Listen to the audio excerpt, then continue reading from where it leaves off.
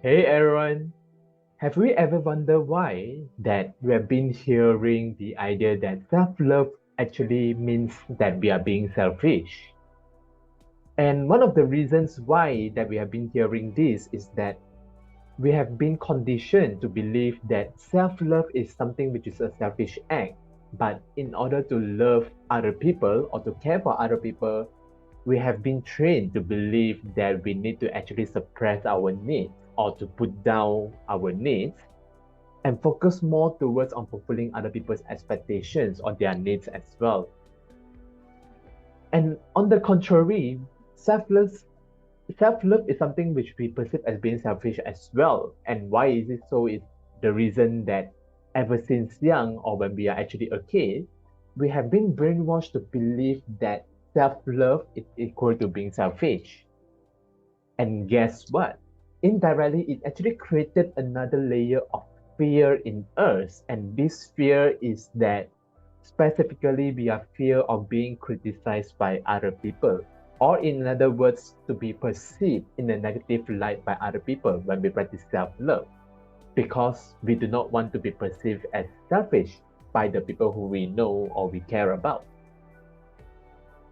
But if we were to reflect a little bit more deeper in that, if we were to keep practicing loving other people and caring for other people by focusing on fulfilling their needs or to meet their expectations, and at the same time, we actually suppress our very own needs as well, or we do not give or fulfill our the needs that we very much needed in ourselves, then if you were to relate or not, most likely we actually tend to have the feeling of resentment or often not the feeling of frustration as well. And this feeling of resentment and frustration, we tend to feel more about it as a result of suppressing our needs or to not fulfill the needs that we need to fulfill. Hence, it is important for us to actually change our perception that self love doesn't actually necessarily mean that it's actually a being selfish. But self love is a much needed practice that we need to cultivate because it is important for us to learn or to understand that we need to firstly love ourselves or to care for ourselves by fulfilling the needs that we need to fulfill by giving ourselves that. And only then we can actually be there and support for other people by meeting their expectations or to fulfill their needs. But in that progress or process itself, it is also important for us to be aware that it is not possible for us to meet everyone's expectation because whether we like it or not, as humans, we do have our very own limitations. Hence, there are actually three simple ways that we can actually cultivate self-love. And one of the ways is being that you and I agree we love to hear good things about ourselves or to hear compliments. And the very first step to bringing us a step closer to fulfilling that need in us is that to give ourselves or to say to ourselves the compliments or appreciation that we yearn to hear from.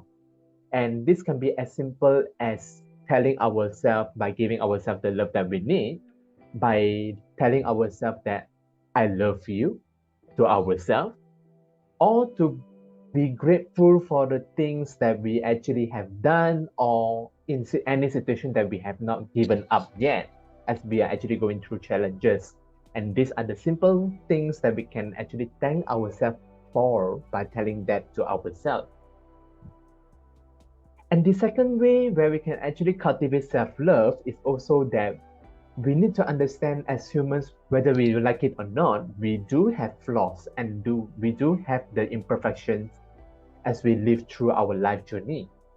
And this is a very important or crucial step for us to be more gentle and compassionate with ourselves by embracing the imperfections that we have or that we embody for every mistakes that we have done or this world, and to learn to forgive ourselves for that as that has already been in the past.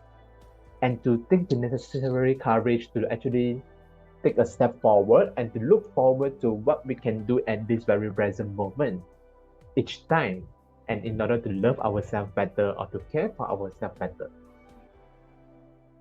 And last but not least is that it can be as simple as doing the things that we like or we love to do. And this could be ranging from, if let's say you love reading books, you may actually allocate the much needed as short as 15 minutes or 30 minutes of reading for yourself. Or if you are someone who loves music, then you can actually listen to your most favorite or most often listened to music genre, and any other examples of activities that you can actually do or to engage in during your free time, so that you will actually feel a little bit happier after that as well.